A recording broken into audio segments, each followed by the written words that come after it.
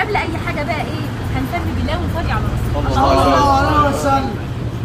بصراحة يا سارة انت ست كدابة، عايزة تقوليلي انك بتسيبي الفسح والخروج والدلع وتقفي تعملي كفتة وبرجر وسجق؟ بصراحة مش قادرة اصدقك. انا بقى كسارة بقولك لا يا حبيبتي، انا بقف على رجلي بال18 وال20 ساعة كمان علشان ربنا يكرمني ويبارك لي ويرزقني كمان وكمان. عايزه اقول لك اسمي ما سمعش واسمك زارة الشيف ساره ما سمعش في كل حته الا علشان الوقفه دي. ما انت لما تقفي وتقولي يا رب وتتقي ربنا في شغلك، ربنا هيديكي اضعاف اضعاف اللي انت مستنياه. ولو انت كنت عايزه تفهمي كنت ممكن تبعتيلي على الخاص، مش تشتميني على العام وتقولي لي ان ست كدابه. وتعالي معايا اقول لك اتفرجي على ساره، والله العظيم اليوم ده انا عديت ال 18 ساعه واقفه. اتفرجي على ساره وهي بتقطع من اللحمه وبتعمل الحاجات، والله مبسوطه مبسوطه وانا بعمل لكم الكفته والبرجر والسجق والحواوشي من ايدي. مبسوطه وانتوا بعد ما بتاخدوا الحاجه وتاكلوها تبعتوا لي على الواتساب وتقولوا لي يا ساره ايه الحلاوه دي، ايه الحاجات الحلوه دي، ساره بجد ما تغيريش التست تاني. طبعا مبسوطه. وتعالوا معايا بقى اخدكم يوم كامل من اوله لاخره. شايفين نهار ربنا طالع ازاي؟ شايفين اللحمه احنا بنقطعها منين؟ طبعا كلكم عارفين ان لحمه جزاره الشيف ساره كلها عجول بقري صغير، نفس العجول دي اللي بعمل لك منها الكفته والبرجر والحواوشي والسجق كمان. واي حاجه صغيره بتقولي عليها بخلي بالي منها. يعني في زبونتين قالوا لي يا ساره في قراقيش صغيره جوه الكفته، بقيت اخلي بالي قوي واطلعها من اللحمه. شفتوا حاططها في طبق على جنب. شايفين اللحمه بقى بنعمل ايه يا جماعه؟ بناخد اللحمه الحلوه، بناخد البوش الحلو بتاعنا. طبعا انتوا عارفين ان العجول فيها بوش اللي هو الدهن الصحي الجميل اللي في ايدي ده، وفي كمان دهن الكلاوي. دهن الكلاوي ده احنا بنبيعه لانه بيبقى صعب جدا يا جماعه ومضر ومؤذي، يعني بسبب دهون ثلاثيه. لكن البوش ده اللي احنا بنستخدمه ده بيبقى فظيع. زي ما انتوا عارفين بناخد قطع معينه من العجل، ما شاء الله مثلا اليوم ده كنا تابحين تقريبا 3 عجول، اخدنا بقى ايه مناطق معينه فيهم علشان نفرمها زي ما انتوا شايفين كده. هنا بقى تقريبا اليوم ده عملنا حوالي 250 كيلو من الكفته والسجق والبرجر. بدأنا ازاي؟ زي ما انتوا شايفين كده. اول حاجه بعملها دي البرجر.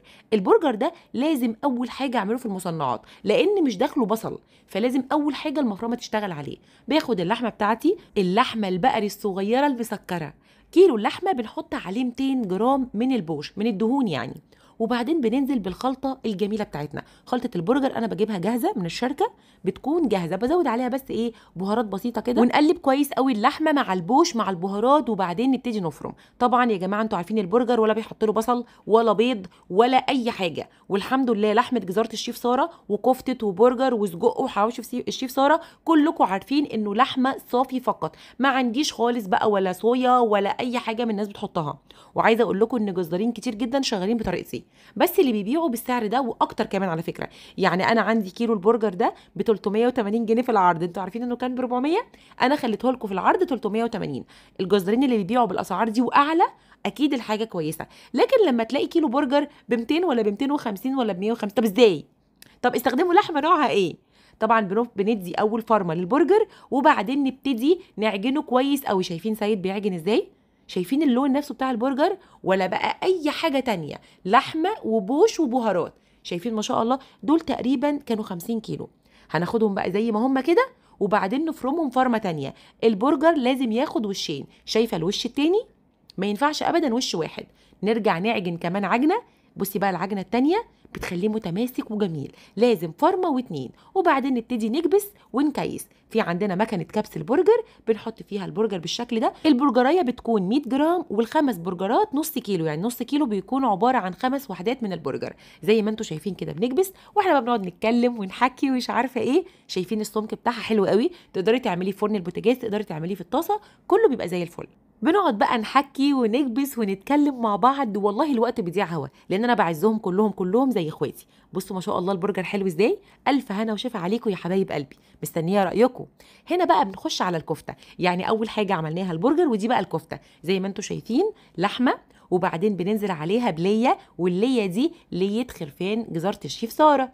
ليه حاجه كده ملهاش حل. الكفته عندي ولا الحاتي، الكفته عندي عالميه. غيرت التوابل بتاعتها خالص. ليه بقى؟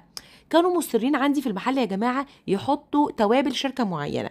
انا بقى دلوقتي بعمل ايه؟ بحط ملح، فلفل اسود، وبهارات عاملينها على ايدينا. عباره عن ايه البهارات دي اللي انت شايفاها دي؟ عباره عن ورق لورا وحبهان، فلفل اسود وكبابه صيني، كل ده متحمص في الفرن كويس وبعدين طحناه، فبيدي تيست حاجه تانية خالص. الريحه بقى بصوا الريحه فظيعه. بدي تقليبه كله مع بعضه وبعدين افرم اول مره وبعدين اقلب كله مع بعضه تاني وبعدين افرم تاني مره. بصي معايا كده، دي الفرمه الاولى، بسم الله ما شاء الله ولا قوه الا بالله.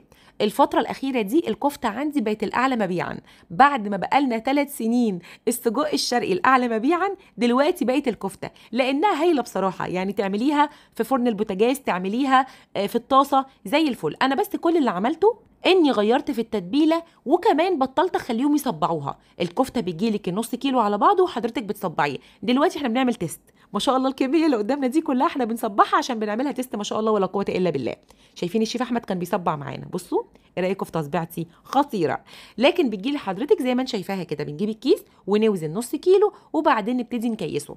انا هنا بقول لكم نفس الكلام ده، ان الكفته خلاص مش هتجيلك بعد كده متصبعه، هتجيلك اطباق. حضرتك بقى هتطلعيها من الفريزر عندك تفك، او لو هتاخديها من عندي عادي وتجيبي طبق كده فيه ميه، لو ميه بصل طبعا افضل، ميه وتبلي ايدك بالميه وتصبعي على اي حاجه، المهم انها تكون من جوه مخرومه زي ما حضرتك شايفاها كده، وعلى الطاسه او في الفرن هتطلع زي الفل. اهم حاجه الكفته ملهاش روح يا جماعه في التسويه، يعني هتشغلي الفرن على درجه حراره 200 وهتدخليها على اقرب رف للقاع، بعد 10 دقائق هترفعيها تحت الشوايه، 3 دقائق هتكون مستويه وزي الفل. والف هنا وشفا على قلبك انت وحبايبك.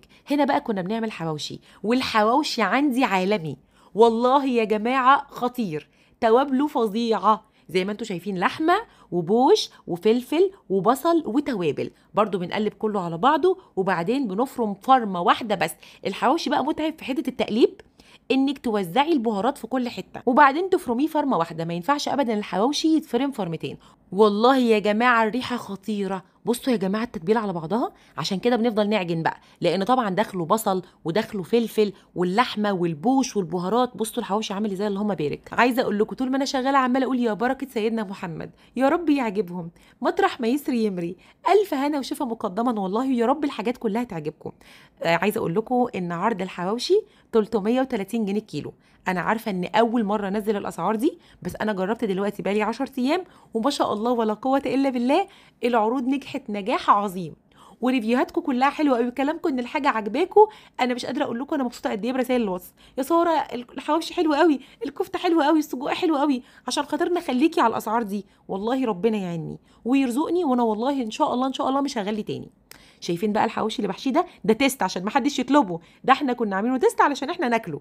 بصوا، ما هو اللي انتوا بتاكلوا منه انا والله باكل منه قبلكم، وانا بجرب في نفسي قبلكم. بصوا الحواوشي، نسيت اقول لكم ان الكفته كمان عامله 380 جنيه، البرجر 380، الكفته 380 والسجق 380. وانا هنا بدات في السجق الشرقي الاعلى مبيعا في جداره الشيف ساره، وبيقال دلوقتي الحمد لله ولا قوه الا بالله احلى سجق شرقي في مصر كلها، الحمد لله والشكر لله.